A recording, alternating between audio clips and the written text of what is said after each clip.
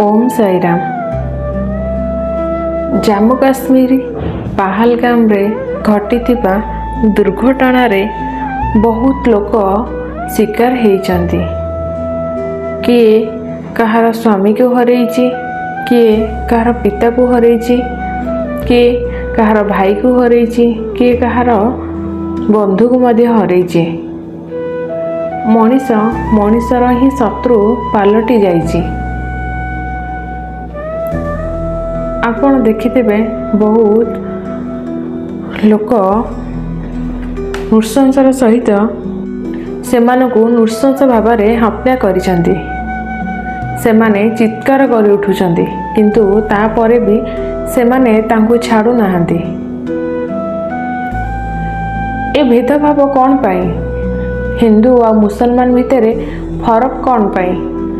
एहीपरि घटना घटिले लोक माने मुसलमान प्रति घृणा भाव सृष्टि करिवे। किंतु मनीष देहरे गोटे ही रक्त, तांको देहरे भी से समान नाली रक्त ही थाए। किंतु काहींकि मनीष एते नृशंस पालटि जाए? जड़े जीवंत लोक को मारी छटपट करी मारी दिए। लोक मानकर खुशीर मुहूर्त रे शोकर छाया से माने भरी देइचंती।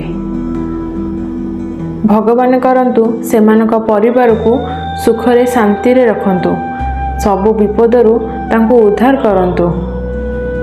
आमे साई बाबा पाखरे प्रार्थना करिबा जे बाबा तांकर परिवार को सांत्वना दियंतु, आसुथिबा आउ जेतक विपद तांको साहाय्य करंतु, से विपदरु उद्धार मध्य करंतु। बाबा सदाबले सेमानक सांगरे रुहंतु। कहार छोट छोट छुआ थिबे तो कहार बाप बुढ़ा बापा माँ थिबे, किए नवबधू मध्य थिबो।